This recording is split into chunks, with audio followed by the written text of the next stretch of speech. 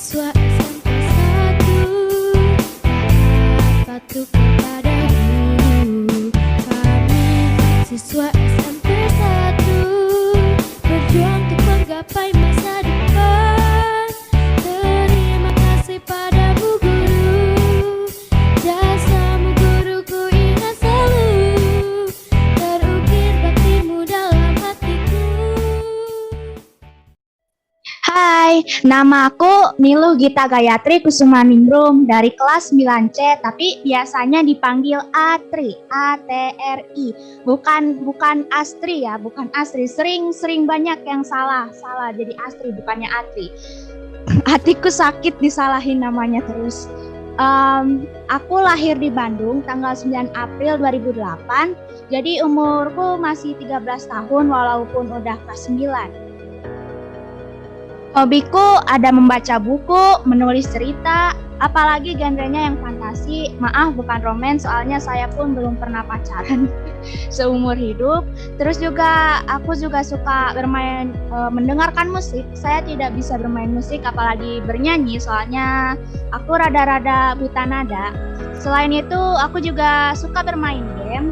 Walaupun bukan maniak yang sampai 6 jam langsung main game, bukan, tapi ada istirahatnya juga. Prestasiku lumayan banyak, akan aku bacakan dari kertas ini, ibuku yang membuatkan daftarnya. Di bidang IPA, aku meraih juara 1 Olimpiade Biologi Bakti Formika untuk bangsa ke-23 yang diselenggarakan oleh UPI.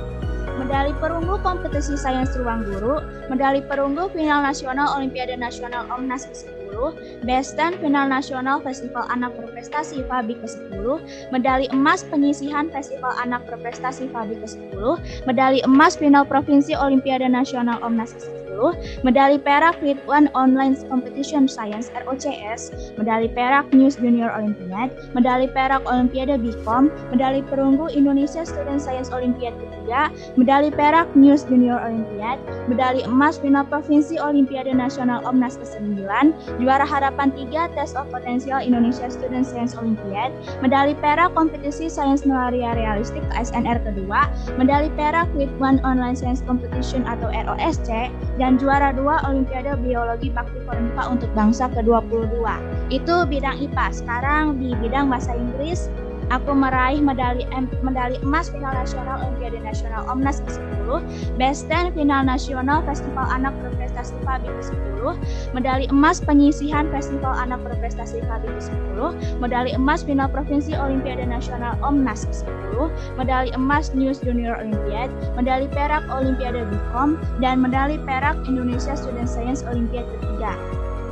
Lalu di bidang bahasa Indonesia, aku pernah meraih juara harapan ketiga di Olimpiade Art and Science Social and Language Competition atau sering disingkat dengan Opsilon yang di Instagram ya. Lalu di bidang matematika, aku pernah menjadi juara 3 Sumedang Mathematics Olympiad, dan di bidang beregu STEM, Science, Technology, Engineering, and Mathematics, aku pernah menjadi juara 1 STEM Taruna Bakti. Setelah menjadi siswa berprestasi, tentunya aku merasa bangga dan guru-guru di sekolah pun menjadi mengingat namaku dan wajahku karena aku sering ikut bimbingan di sekolah untuk lomba-lombaku. Selain itu aku juga merasa senang dan tenang karena ketika aku memenangkan lomba, berarti aku bisa memasuki SMA favoritku di Sumedang, yaitu SMA 1 Sumedang. Yang memotivasi diriku dari dalam, aku memang sudah berkeinginan untuk mencapai cita-citaku sebagai dokter. Selain itu, aku pun juga didukung oleh orang tua tersayangku, ibu dan juga ayahku, lalu keluarga besarku, juga teman-teman dari kelas 9C, juga kelas 9 lainnya tentu saja, juga adik-adik kelasku yang menyemangatiku sebelum aku memulai perlombaan. Selain itu, aku juga ingin berterima kasih untuk Kepala Sekolah SMP 1 Sumedang, Wakil Kepala Sekolah, juga guru-guru, juga staf SMPN 1 Sumedang lainnya yang terus membimbingku untuk mencapai prestasi yang sedemikian tinggi ini. Untuk kapan saja aku belajar, aku sudah mempunyai jadwal di ingatan kepala. Jadi setiap aku mempunyai waktu luang, aku selalu habiskan untuk belajar. Selain untuk mengerjakan tugas, aku meluangkan setidaknya 1 jam sehari untuk mempelajari materi-materi yang mungkin akan keluar di Olimpiade berikutnya. Selain itu, aku aku lebih suka belajarnya pada saat pagi hingga sore hari. Ketika malam hari aku habiskan dengan relax, refreshing, bermain game. Tempat favoritku untuk belajar adalah di ruang tamu. Di ruang tamu ada kursi lesehan. Biasanya aku belajar dengan beralaskan tikar saja. Aku duduk, lalu di depanku ada meja, lalu aku bisa belajar. Cara membagi waktu antara bermain dan belajar setiap orang tentu saja berbeda, tapi ini caraku. Biasanya aku di pagi hari mengutamakan untuk menyelesaikan tugas yang diberikan oleh guru dari Google Classroom. Lalu siang hari biasanya aku ada les. Dari hari Senin sampai Sabtu biasanya tiap siang harinya aku ada les. Apakah itu les bahasa Inggris atau privat fisika dan yang lain-lainnya, masih ada banyak lainnya ya. Lalu setelah itu sore hari biasanya aku pulang bersih-bersih diri, lalu pun juga menonton TV. Dan malam harinya setelah makan malam, antara aku mengerjakan tugas yang saat pagi hari belum bisa terselesaikan, atau kalau misalnya sudah selesai semua dan aku bisa tenang, aku pun biasanya bermain game. Cara belajar orang-orang tentu saja berbeda. Ada yang memakai visual, auditorial, ataupun kinestetik. Aku jatuhnya di bagian visual. Jadi biasanya untuk orang visual, mereka akan mencatat kembali rumus-rumus biasanya. Aku biasanya belajar rumus matematika dengan cara mencatatnya berulang-ulang. Misalnya rumus kuadratik, aku catat terus sampai sangat melekat di kepalaku.